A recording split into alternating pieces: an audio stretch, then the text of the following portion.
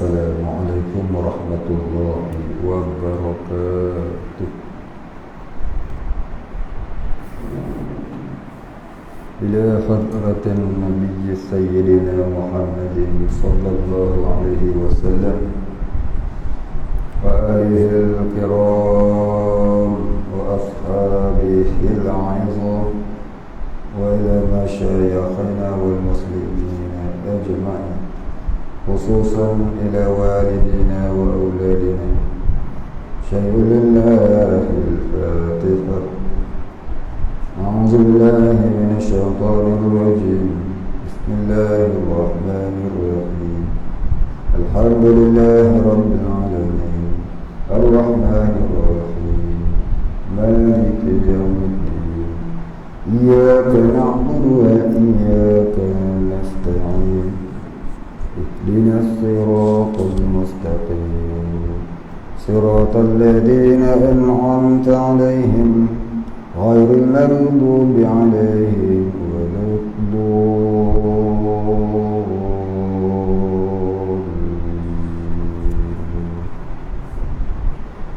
الحمد لله رب العالمين والصلاة والسلام على أشرف الأنبياء والمرسلين وعلى آله وصحبه أجمعين. رب اشرح لي صدري ويسر لي أمري واحلل عقدة من لساني يفقه قولي. ولا علم لنا إلا ما علمتنا إنك أنت العليم الحكيم. رضينا بالله ربا وبالإسلام دينا وبمحمد نبيا ورسولا. اللهم اجعلنا من التوابين واجعلنا من المستغفرين واجعلنا من المتطهرين واجعلنا من الموحدين واجعلنا من المهتدين واجعلنا من المخلصين له الدين واجعلنا من عبادك الصالحين واجعلنا من العارفين واجعلنا من المتقين. اللهم أحينا بحياة العلماء وأمتنا بموت الشهداء. آمين يا رب العالمين. Alhamdulillah Rabbil Alamin. Kita sambung kitab Kifayatul Muhtadi, muka surat 28.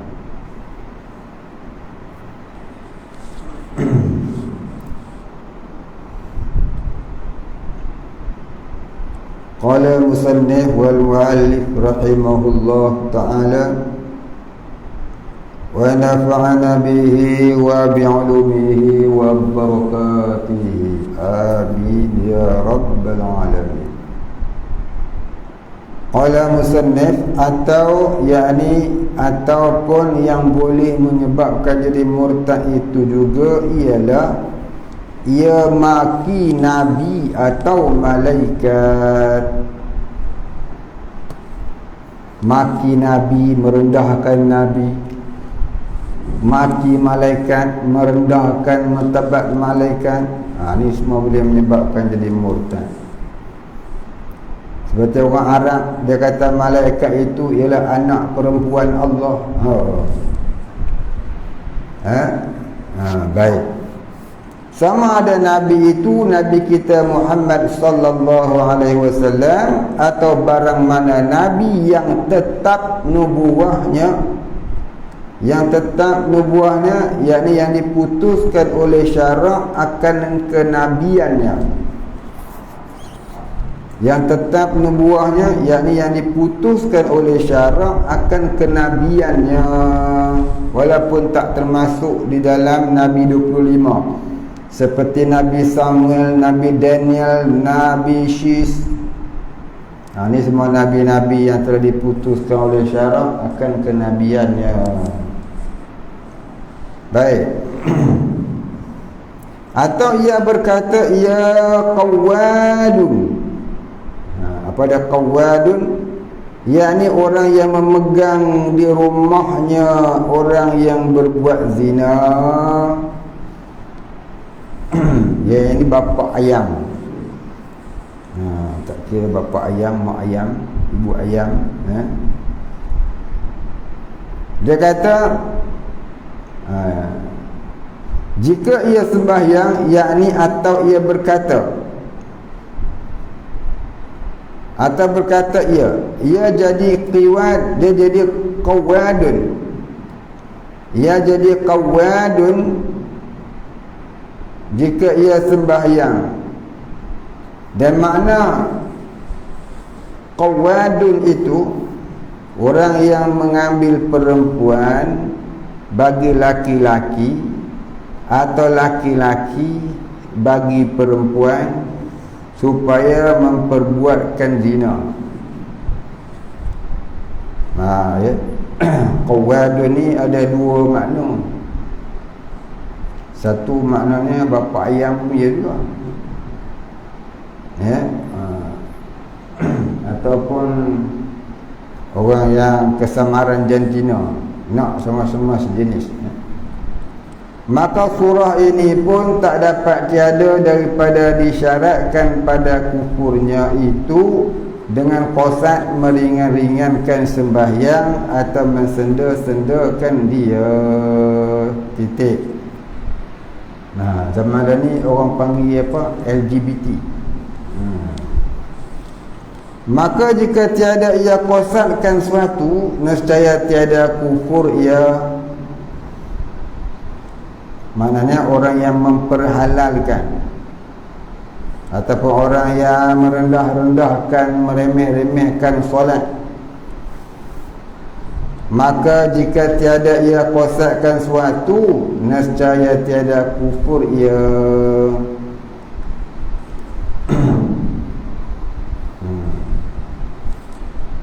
Jadi apa maksudnya di sini? Maksudnya orang solat tu tak boleh dipercayai. Itu dah tu. Pasal apa? Orang solat pun dia buat zina katanya. Orang solat pun buat perkara buruk. Jadi merendahkan solat. Dia solat satu hal, kerja juga satu hal. Baik, atau ia berkata, apa yang mengena kebajikan orang yang sembahyang? Dan pada asalnya kam sallaitu ma asabtu khaira. Kam sallaitu ma asabtu khaira, dengan makna beberapa banyak aku sembahyang, tiada mengenai aku akan kebajikan. Dalam kitab Rumi dia tulis kam sallaita, ubah kam sallaitu betul. Kam sallaitu ma asabtu. Siapa pakai kitab Rumi itu ubah dengan makna beberapa banyak aku sembahyang, tiada mengenai aku akan kebajikan, yakni tiada aku dapat akan kebajikan, yakni daripada sembahyang itu. Atau sembahyang ini tiada patut bagiku, kerana apabila aku sembahyang binasa hartaku. Yang aku sembahyang punya pasal lah rumah aku terbakar. Kalau aku tak pergi masjid pun tak apa. Bila saya pergi masjid lah ni, rumah aku terbakar, kat rumah aku tak sedau. Dia sabitkan dia solat, punca rumah dia terbakar umpamanya.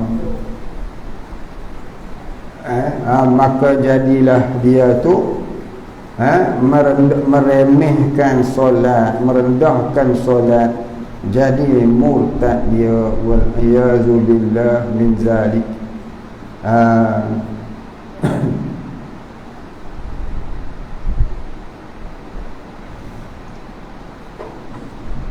Atau ia kata, jika aku sembahyang atau tiada sembahyang bersamaan juga.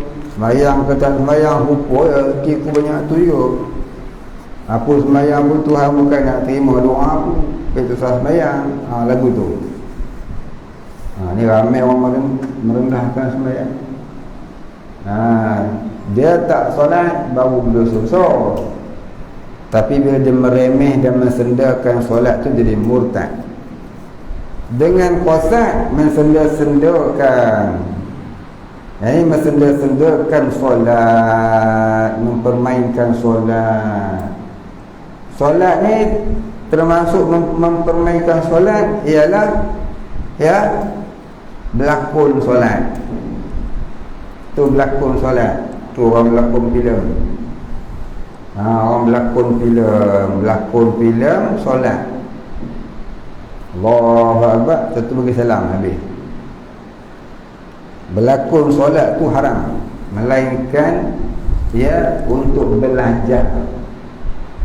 Ni cara nak solat ikut. Ikut ni ayah nak ajar macam ni cara ni. Nak mengajar tu tak apa, dia berlakon tu tak boleh. TV duk berlakon solat tu assalamualaikum warahmatullahi. Tu hukumnya adalah haram berlakon solat. Solat ni ialah hubungan kita dengan Allah. Bolehkah kita berlakon-berlakon? Buat main-main berlakon, cari duit.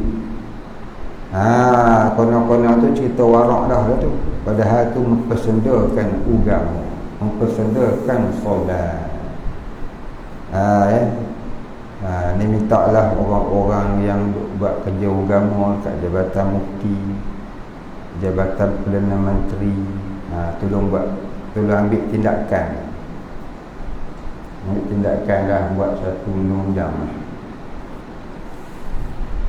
Maka kait ini kembali kepada surah yang pertama, yakni contoh yang pertama. Surah ni maknanya gambaran. Boleh juga surah dengan makna masalah atau satu masalah yang dibuat gambaran. Satu permasalahan yang dibuat gambaran. Ataupun kita kata masalah yang pertama tu mudah. Apa masalah pertama? Masalah pertama tu dia kata kalau aku ni solat, aku ni seorang yang qawam. Kalau aku ni solat, aku ni LGBT. Maknanya orang solat tu semua LGBT. Saya pernah dengar dulu lah, tahun 80-an orang kata orang yang pakai purdah ni semua ni orang jahat-jahat. Sebab nak tutup kejahatan dia, maka dia pakai purdah. Kalau orang tak nampak kejahatan dia, sedap bahasa dia. Itu menghina hukum Allah. Murtad. Boleh membawa kepada murtad. Sebab menghina hukum. Tak pakai tu tak apa. Tak berdosa pun. Sebab dia tak wajib. Setengah ulama mewajibkan, setengah ulama tak mewajibkan. Tapi menghina, memudah, meremeh, memaki, itu menghina. Menghina tu jadi menghina hukum syarak. Pakai sorban tak pergi haji, tu haji kapal selam. Dia kata, Masya Allah. Tu saya kecil-kecil tu. Saya kecil-kecil tu, umur saya 11 tahun, 12 tahun. Umur 13, umur 14 tahun. Saya umur 14 tahun dulu ikut-ikutlah dengan jemaah akam pakai sorban. Kadang-kadang tablik berumbai kampung saya pakai sorban. Kita pun belajar-belajarlah pakai sorban. Cari-carilah kain-kain lama kat rumah tu ikat kepala pakai sorban. Lama-lama adalah kawan hadiahkan serban satu, hang pakailah ni katanya. Saya kat rumah serban banyak, konok dah kita pun pakai. Lepas tu mak tengok serban tu teruk sangat, lama punya serban, dia beli satu. Sonok untuk pakai serban. Adalah bunyi orang kampung, orang tua-tua pakai sorban tak pergi ke Mekah ni, haji kapal selam dia dah. Allah mak. Sampai tak tu orang kampung, orang tua lah. Jadi menghina sunnah Nabi. Pakai sorban ni sunnah Rasulullah. Sunnah Nabi dia hina. Ni orang Islam pula ni, dia tak nak pakai sudah, dia nak duk menghina tu sudah. Jadi kita lagi, dia kata lagi kita pakai. Mula pakai masa solat. Lama-lama naik motor pun pakai sobat. Lama dia tak kata apa. Tak kata apa. Duduk tak lama anak dia boleh ikut pergi masjid. Pakai kopiah tu. Diam tak kira dia. Ni cerita saya umur 14 tahun dulu. Baik, habis.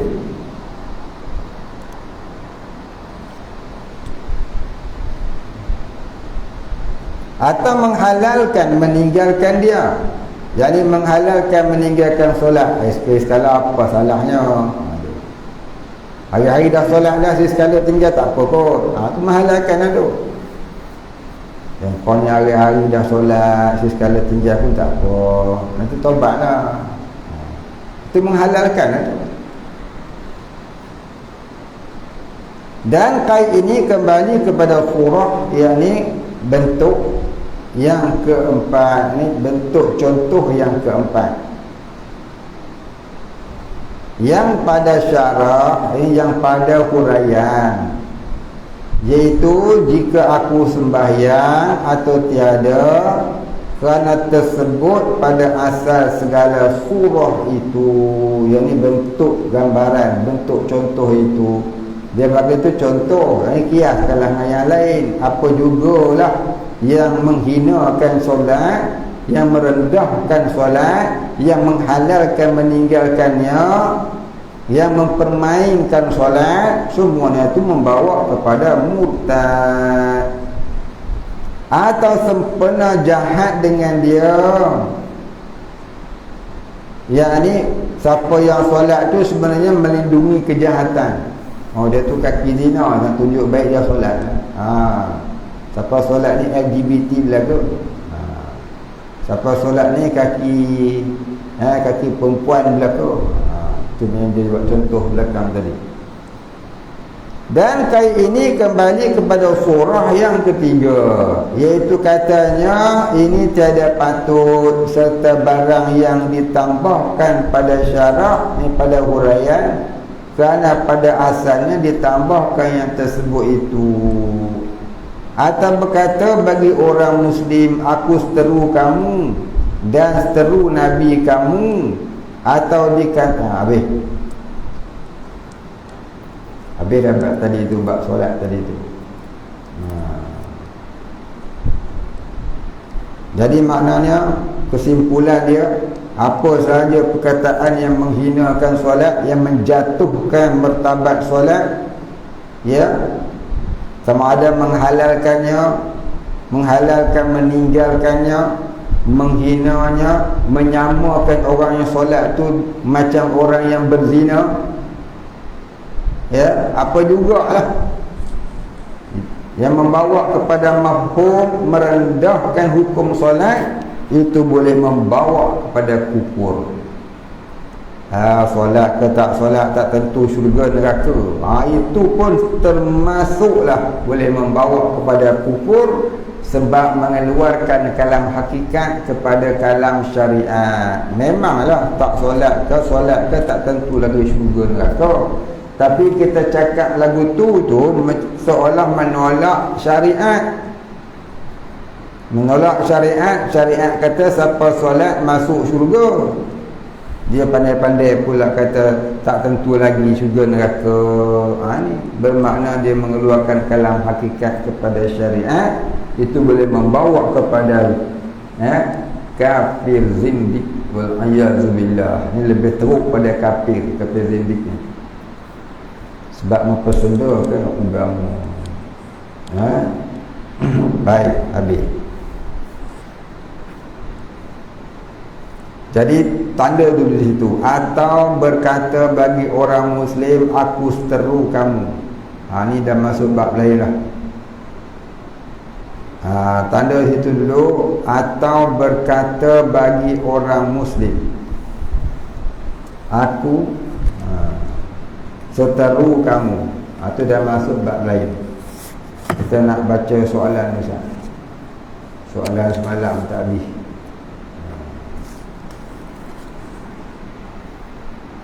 Kalau suami isteri dah bercerai, isteri tu dah habis iddah, iaitu 3 kali suci. Suami pula rujuk pada ketika itu, adakah sah? Tak sah lah, dah 3 kali suci. Ya, sebelum habis iddah tu lah kena rujuk. Dia tak mau rujuk, dia buat rojak yang benda ni tak sah lah, ni kena akad nikah dulu. Baik. Saya nak tanya bab aurat. Adakah sama hukum aurat antara orang muda dan orang tua, seperti ipar-duai yang berusia antara usia 70-an? Kerana sudah menjadi kebiasaan pada masa kini menganggap bila masing-masing sudah tua, dah tidak kisah tentang aurat. Baik, pada dasarnya barang yang jatuh pasti ada yang mengutip. Maknanya tak kiralah tua muda, hukumnya wajiblah aurat itu ditutup. Kerana kata Imam Syafi'i, barang yang jatuh pasti ada yang mengutip. Mungkin perempuan tua umur 70 tahun tidak disukai oleh lelaki muda umur 17 tahun. Tapi kalau dipandang pula oleh lelaki yang berumur 70 tahun, terjatuh juga hatinya ke dalam cinta. Jadi kata Imam Syafi'i itu, barang yang jatuh pasti ada yang mengutip. Kalau begitu wajiblah tutup auratnya walaupun sudah tua. Ya. Baik. Jadi orang tua yang naknya pun orang tua lah juga. Maka jangan dibuka aurat bagi orang tua walaupun dah tersangat tua.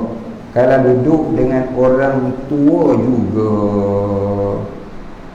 melainkan adalah satu pendapat ulama, jika perempuan tua itu duduk bersama orang muda yang diyakini mereka itu tiada syahwah terhadapnya, seperti orang-orang muda, kawan-kawan cucunya, kawan-kawan cicitnya. Dia umur 99.5 tahun, cicitnya umur 15 tahun, kawan-kawannya umur 14 tahun setengah. Balik dah adik? Balik dah pamannya. Jadi yang begini ni adalah rukhsahnya. Apa rukhsah? Kelonggaran. Iaitu kelonggaran membuka auratnya yang zahir seperti rambut hingga ke tengkuk. Jangan bawah pada tu.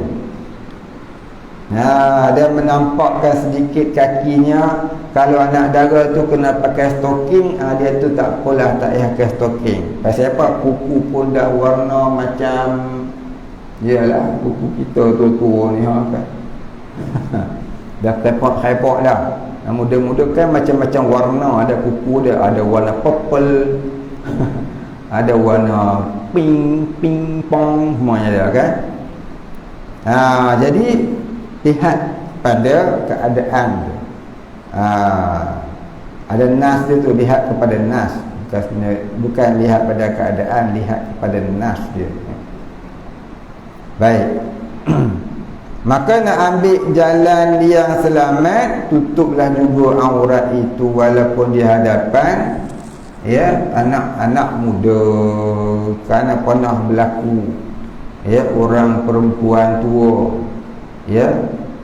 dibuat jahat oleh lelaki muda umur 20-an.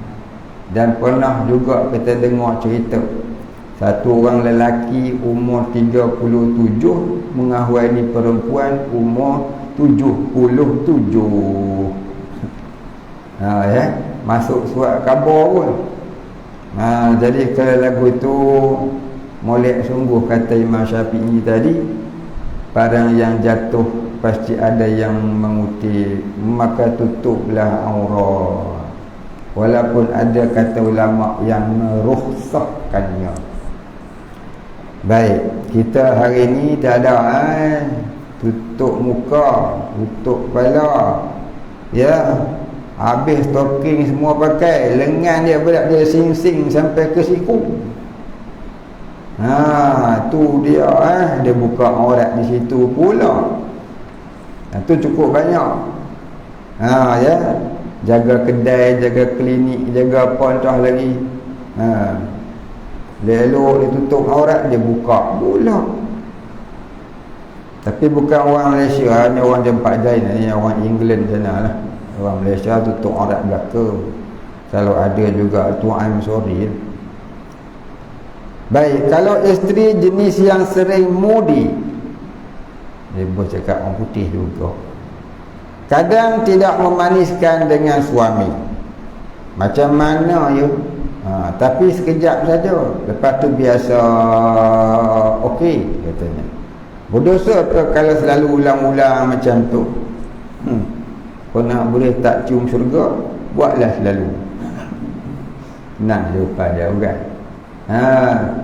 Tiap masam muka yang dilemparkan oleh isteri kepada suami yang menyebabkan hatinya terkedus-kedus-kedus, maka selagi tidak diredai oleh suami ke atasnya, maka tidak bau syurgalah si isteri itu, walaupun rajin ibadahnya. Ya, cuba lihat kisah Sadatina Aisyah, Sadatina Fatimah radhiyallahu anha. Satu ketika, ya, dia tawaf Sayyidina Ali karamallahu wajhah. Dia tawaf sampai dia minta ampun. Sambil dia tawaf, sambil dia minta ampun. Dia tak bagi Sayyidina Ali keluar rumah sebelum maafkan dia.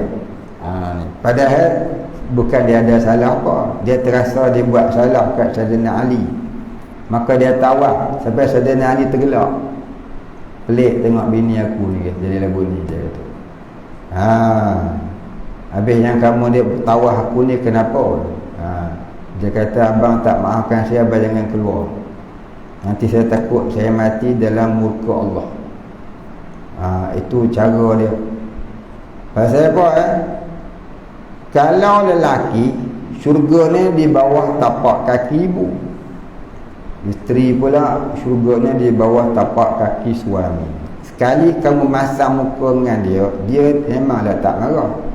Kadang-kadang dia marah. Kadang-kadang dia pendam. Pendam tu satu dosa. Ya. Pasal apa lagu tu Ustaz? Aku pun lelaki pula. Ya. Jadi seorang suami isteri, dia buat bagi suami memendam perasaan marah, maka dia duduk di dalam murka Allah selagi tidak reda, ya, isteri suami ke atas isteri. Macam mak ayah tu, mak ayah kita nak marah kita, dia pendam, dia tak nak marah. Pasal apa? Takut anak cabut lari pula. Maklum zaman sekarang ni zaman cabut mencabut. Silap sikit cabut lari. Lari rumah. Diam dia lah mak ayah. Dia tak tahu tau, pendam mak ayah tu dia dicop anak durhaka. Jaga. Jangan. Ya, cuma mak ayah tak sebut. Sebab apa? Takut lebih teruk. Sebab mak ayah ni sayang anak-anak. Itu cerita dia. Itu dah dengan suami tadi. Jadi ya, si suami tadi jika dia terkedus dengan sebab perbuatan isteri yang mudi tadi, ya, bad mood orang panggil, ya. Betul ke bad mood? Orang putih tak pandai, orang hitam ni, ya. Jadi dia cakap lagu tu, dia buat perangai lagu tu, tu boleh menyebabkan tidak bau syurga. Kau solatlah rajin-rajin, puasa rajin-rajin, baca Quran rajin-rajin. Ya, rajin ya baca Quran. Lepas subuh baca Quran sampai pukul 9. Yang menyebabkan tok laki kena pergi minum kat kedai kopi dan lijah si janda muda tu. Lepas tu kawan tu duk pergi minum kopi, dia marah pula. Yang dia sendiri tak nak buat air kopi, dia buat rajin baca Quran. Cerdik. Itu tengok ini anak siapa ni lijah? Anak laki kita dia. Marah pula kawan tu, kahwin senyap-senyap punya. Buat lagi kopi. Biar tinggal dulu baca Quran tu sunat, layan suami tu wajib. Ya, baca wirid tu sunat, layan suami tu wajib. Ya. Bersendagura dengan suami tu sunat, tinggal handphone tu, baling handphone tu dalam lautan kalzum biar dia tenggelam bersama Firaun. Layan suami tu molek. Ya, layan Facebook, tak Facebook sampai suami pun terkedut-kedut. Kalau dia tak reda, jaga-jagalah tubuh badan tu di mamah api neraka. Itulah cerita dia. Ya, sekian dimaklumkan. Mau cerita banyak-banyak, cik sudah dah. Ini soalan seterusnya. Dulu sebelum Covid, sebelum perubahan parti politik, tempat akak suami, alhamdulillah, solat berjemaah di surau. Semasa Covid dan PKP, AJK surau tidak benarkan datang surau dengan alasan suami umur 64 tahun dan ada penyakit penyakit darah tinggi dan kencing manis. Soalnya, macam mana akak nak pujuk suami supaya kembali ke surau berjemaah? Asbab suami tidak pergi jemaah. Kalau akak pergi sendiri ke surau itu, adakah menimbulkan fitnah? Terima kasih. Baik. Pasal apa suami tak pergi jemaah? Mungkin dia sakit. Dia kata, Mina aku nak pergi masjid, surau pergilah. Aku ni kaki sakit ni, kena gaul. Baik, suami izin nak pergi. Suami izin pergi. Jalan nak ke surau tu ada fitnah dah. Fitnah ni apa dia? Ada dah orang nak mengorak tengah jalan, tak ada rumah sebelah surau. Ya, maka tu tak jadi masalah. Lainlah kalau dia nak pergi ke surau tu, dia kena jalan kaki. Dalam perjalanan tu ada anjing gila, ada orang gila, ada orang gila-gila, ada orang gilakan dia. Yang tu namanya fitnah, kerosakan. Fitnah maknanya kerosakan dia, bahaya ke dia. Fitnah ni banyak makna. Kadang asal makna fitnah ni kerosakan, jadi menimbulkan bahaya dia. Kadang-kadang fitnah maknanya kebaikan pula. Ya, fitnah ni maknanya umum lah. Jadi kalaulah terselamat dari segala jenis kerosakan, maka gugurlah hukum larangan perempuan ke surau, ke masjid.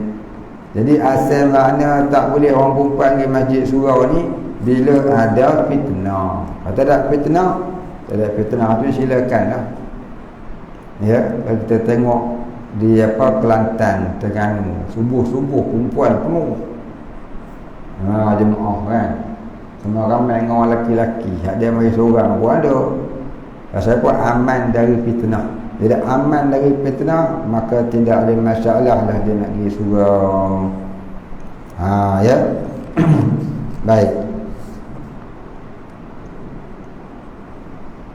Jadi bolehlah akak nak ke surau, jika tidak menimbulkan fitnah yang macam Facebook tadi ni. Ya. Dan ajaklah dia pergi kalau dia sihat. Dia sakit tu lain cerita. Baik, seorang itu boleh berjalan seperti biasa. Tapi kalau banyak berjalan, orang ini jadi lemah dan cepat penat. Saya nak bertanya, boleh ke dia solat duduk? Solat rakaat pertama dia berdiri. Rakaat kedua dia duduk sampai habis. Boleh jelaskan? Terima kasih. Saya bab solat duduk ni, ya, memanglah dibolehkan. Cuma duduk atas kerusi ni saya tak berapa berkenan. Solat duduk atas kerusi ni solat zaman moden nama dia. Ya. Modernisasi. Dia nak memodernkan solat tu, mayang atas kerusi. Baik. Kalau kita buka dalam kitab fiqh, asal-asal solat atas bangku, atas kerusi ni, iaitu solat di atas kenderaan, ataupun dikiaskan solat di atas kenderaan. Dan asal-asal solat duduk ni ialah duduk di atas lantai. Duduk di atas lantai. Jadi bagi orang yang memang tak boleh berdiri lama, afdal dia buat lagu ni. Macam mana? Mula-mula dia takbir dalam keadaan berdiri. Allahu Akbar. Aku solat fardu zuhur 4 rakaat tunai makmum kerana Allah Ta'ala. Kalau dia makmum, kemudian dia pun rokok, dia pun i'tidal, dia pun turun sujud, dia duduk antara dua sujud, dia pun sujud yang kedua. Lepas tu elok dia nak bangun, tak boleh dah berdiri, kena duduk. Duduklah dia sampai habis. Nanti dia rokok, tunduk sikit, i'tidal angkat, sujud tunduk tu betul, sujud sampai sujud betul lah. Diri duduk balik. Itu kaedah asal dia. Ya, kaedah asalnya tu begitu. Ni sejak Mekah memperkenalkan solat di atas kursi ni, marilah pula, ya, orang solat di atas kursi. Boleh ke? Baik, asal solat ni duduk atas lantai. Cuma mutaakhir ni telah difatwakan oleh ulama mutaakhir. Dia kata boleh solat atas kerusi dikiaskan dari solat di atas kenderaan. Maka itu kata ulama mutaakhir. Namun kata ulama yang terdahulu, duduk di atas kerusi itu hanyalah bagi duduknya orang solat di atas kenderaan, bukan di dalam masjid atau di dalam surau. Jadi itu hukum baru lah, hukum baru. Nak lebih molek ikut hukum lama lah. Dan saya tak maulah pula kata duduk atas kerusi itu tak sah, sebab ramai ulama dah kata sah. Kita kata ya sah lah, ya. Cumanya pendapat lama mengatakan duduk tu duduk atas lantai, faham ya? Bukan duduk atas kerusi. Gitu cara dia. Jadi nak duduk atas kerusi tak boleh ha? Boleh dah. Niat taklid pendapat baru. Ya, sebab pendapat baru tu ulama-ulama juga. Kita tak boleh tolak pendapat ulama. Ya. Nak pula pendapat ulama tu ramai, bukan seorang. Jadi kita nak lawan dia tak boleh. Dia kita kena ikutlah, dah fatwa lah, keluar fatwa kena ikutlah. Kita orang ahli sunnah wal jamaah kena ikut. Sumber hukum kita ada 10. 4 yang besar ni apa dia? Quran, hadis, ijma', qiyas. Ya, qiyas ni pendapat ulama. Jadi kita tak boleh tolak lah. Mungkin tak ada zaman dulu, zaman dah ni. Ya. Baik. Jadi dia tanya ni, bolehkah dia solat duduk? Solat pertama, rakaat pertama dia berdiri, rakaat kedua dia duduk sampai habis. Baik, kalau duduk sampai habis tu, afdalnya duduklah atas lantai, jangan duduk atas kerusi. Kalau begitulah caranya, ya. Jadi takbirnya tu berdiri, tahiyat pun berdiri, kemudian rokok, tidak, sujud, duduk antara sujud, sujud yang kedua, lepas tu duduk terus atas lantai sampai habis. Itu lagi afdal, ya, daripada duduk atas kerusi. Kerana asal solat duduk ialah duduk di atas lantai. Asal duduk atas kerusi ni solat di atas kenderaan, ya. Maka orang hari ni dia kiaskan boleh solat duduk atas kerusi walaupun dalam masjid dan sebuah kat rumah dan sebagainya, kerana kias daripada duduk atas kerusi di atas kenderaan. Maka tidaklah juga salah, cuma nak afdalnya ikut pendapat yang asal, iaitu asal solat duduk, ya, selain daripada kenderaan ni, duduk di atas lantai. Ya.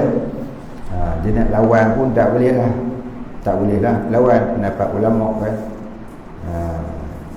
Baik.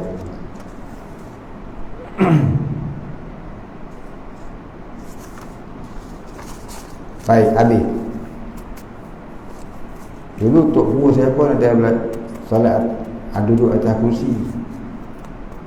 Almarhum Tuan Guru Haji Abdul Hamid bin Abdul Qahar, seorang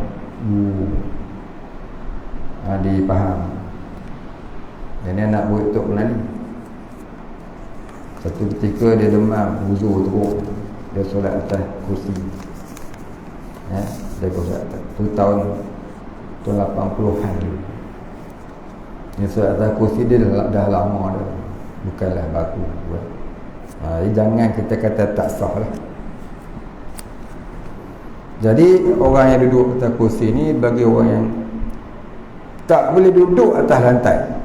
Ada pula yang kata nak duduk atas lantai pun tak boleh, nak duduk atas kursi. Duduk atas lantai nanti nak bangun tak boleh, lipat tak boleh. Maka tu baru dibolehkan duduk atas kursi. Ya. Kalau dia boleh duduk atas lantai dan dia boleh bangun pula nanti dengan sempurna, maka dia kena duduk atas lantai. Boleh duduk atas kursi tu, kalau dia nak duduk atas lantai pun tak boleh. Maka bolehlah duduk atas kursi. Maka ada 3 lah cara dia tu. 3 jenis manusia. Jadi kita nak solat ni, kita kena faham kita jenis yang mana, supaya jangan tersalah ibadah, ya. Baik, kita berhenti setakat tu dulu, insyaAllah kita sambung. Kemudian katanya, atau berkata bagi orang Muslim, ila akhirihi wallahu a'lam. Ada lagi?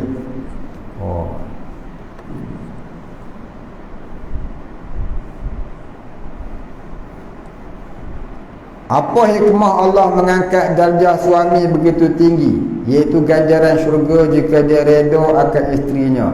Kerana diitulah titik tolaknya menjadi dayus. Ad-dayus la yadkhulul jannah. Tu dia.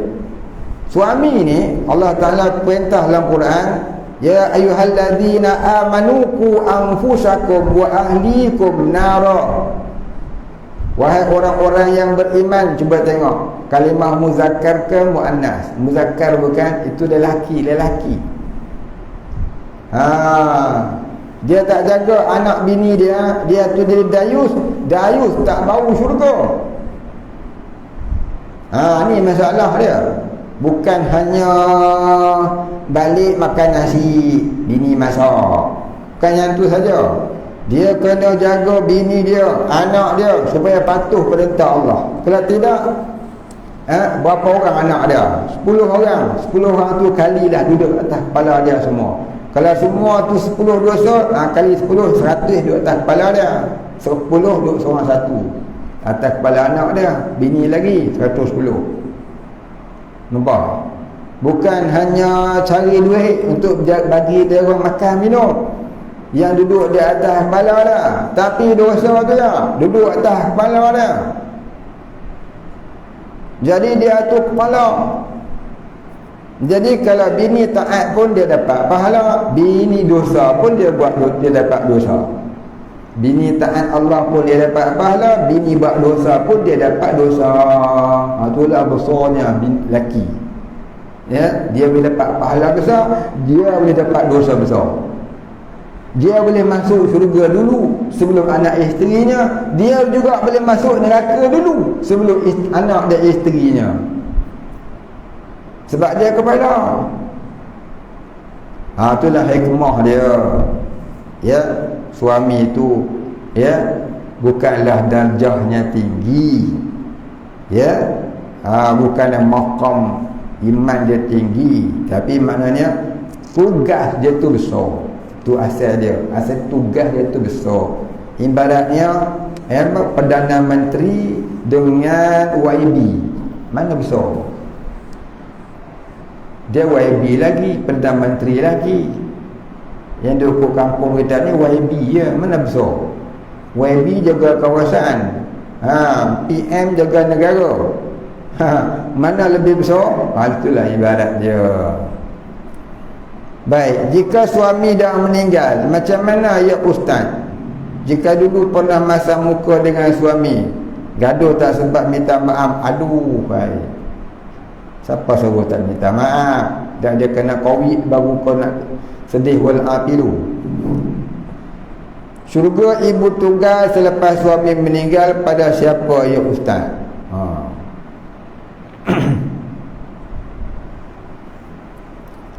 Bila seseorang itu sudah buat dosa dengan orang yang sudah meninggal dunia, bila seseorang itu tidak sempat minta maaf kepada orang yang sudah meninggal dunia, supaya seperti anak dengan bapa, anak dengan ibu, isteri dengan suami,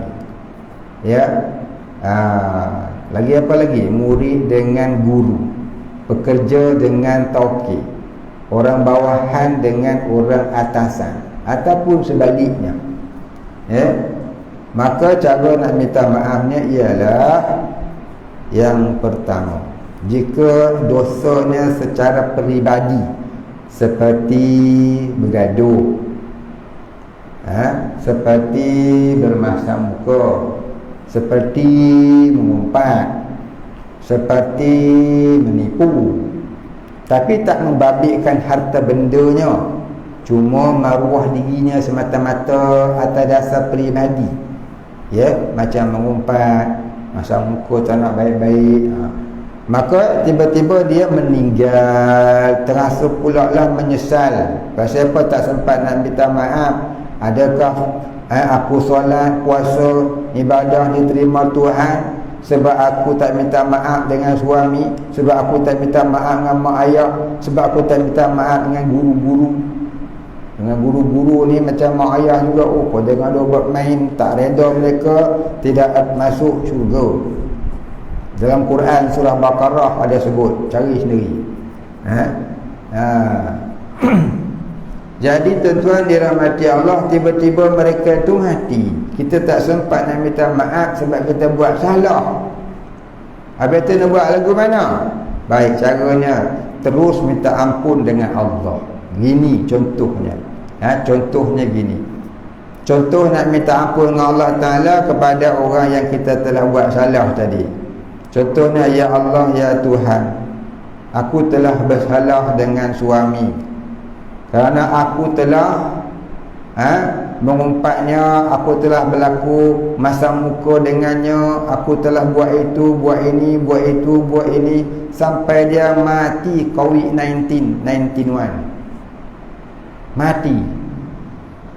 Dan aku tak sempat nak minta ampun, ya Allah. Maka aku mohon padamu, ya Tuhan, masukkanlah ke dalam hati suamiku, redha kepada aku di dunia dan di akhirat nanti, di atas dosa yang telah aku lakukan terhadapnya. Masukkanlah ke dalam hati suamiku ya Allah, redha kepada diriku di akhirat nanti di atas dosa yang telah aku lakukan terhadapnya. Ampunilah segala dosa-dosanya ya Allah, dan ampunilah segala dosa-dosaku kepadanya ya Allah. Ya Allah, aku bertaubat, aku tidak akan lakukan lagi dosa terhadap suami. Dah mati dah dia, boleh ke kita buat dosa kat dia? Boleh. Kita nak hantar pahala kat dia boleh, kita nak buat dosa kat dia boleh, walaupun dia dah mati. Macam mana kita mengumpat lagi dia walaupun duduk dalam kubur? Tambah lagi dosa. Laki ai hak dulu, mak ai teruknya. Apa dia? Makan biawak. Dah dia cerita aib laki dia dulu. Mentang-mentang lah laki baru ni makan buaya je. Maka hari ni dia kutuk laki tua dia, dah mati dalam kubur. Dosa nak? Dosa tu. Dosa dengan orang yang dah mati. Lagi tahu. Itulah kaedahnya. Kalau kita buat dosa dengan orang yang sudah mati, tak kira lah suami ke, mak ayah ke, siapa juga ya. Itu kata Imam Ghazali. Baik.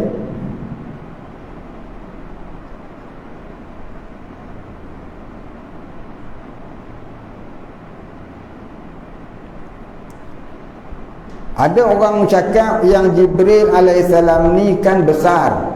Jadi boleh bayangkan betapa besarnya Allah Subhanahu Wa Taala. Bagaimana ustaz? Nak bawa syirik boleh. Besar Jibril itu besar jasadnya.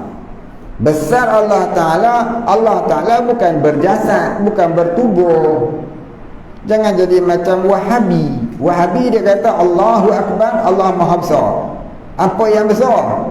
Allah Ta'ala itu tubuh jasadnya besar, besarnya sebesar arash, kakinya di atas kursi. Itu pendapat orang Wahabi yang sesat. Dah dia menjisimkan Allah Ta'ala. Jadi bagi kita orang ahli sunnah wal jamaah, Allahu Akbar, Allah Maha Besar, bukan dengan makna Allah itu bertubuh besar, berjasad besar macam Jibril. Dah Maha Besar Allah Ta'ala itu ialah besar yang patut dan layak pada Allah. Satu.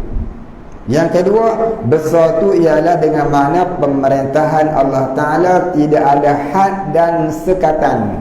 Itu maksud kata Maha Besar Allah. Bukan Allah Ta'ala tu bertubuh, berjasad, maka tubuhnya besar, ya, jasadnya besar. Jangan salah faham, jadi syirik wal'iyadzubillah. Tu jadi orang mujassamah, ya, orang mujassamah, orang yang menjisimkan Allah. Baik, habis ya, wallahu a'lam. Baik, kita berhenti dulu, insya-Allah kita sambung. Wallahu a'lam. Al-Fatihah. A'udzu billahi minasy syaithanir rajim. Bismillahirrahmanirrahim. Alhamdulillahi rabbil alamin. Ar-Rahmanir Rahim. Maliki yaumiddin. Iyyaka na'budu wa iyyaka nasta'in. Ihdinas siratal mustaqim. Siratal ladzina an'amta 'alaihim ghairil maghdubi 'alaihim waladdallin. A'udzu billahi minasy syaithanir rajim. Bismillahirrahmanirrahim. Alhamdulillahi rabbil alamin. Wassalatu wassalamu ala asyrafil anbiya'i wal mursalin wa ala alihi wa sahbihi ajma'in. Allahumma ighfir lana dhunubana warhamna wa antal ghafurur rahim. Allahumma ighfir lana dhunubana wa liwalidina warhamhum kama rabbayana shighara wa limashayikhina وللمسلمين أجمعين برحمتك يا أرحم الراحمين. اللهم نور قلوبنا بنور معرفتك يا فتاح يا رزاق. افتح لنا فتحا قريبا كما فتحته على أنبيائك وأوليائك وعبادك الصالحين. وصلى الله على سيدنا محمد وعلى آله وصحبه أجمعين. سبحان ربك رب العزة عما يصفون وسلام على المرسلين والحمد لله رب العالمين. تقبل الله منا ومنكم.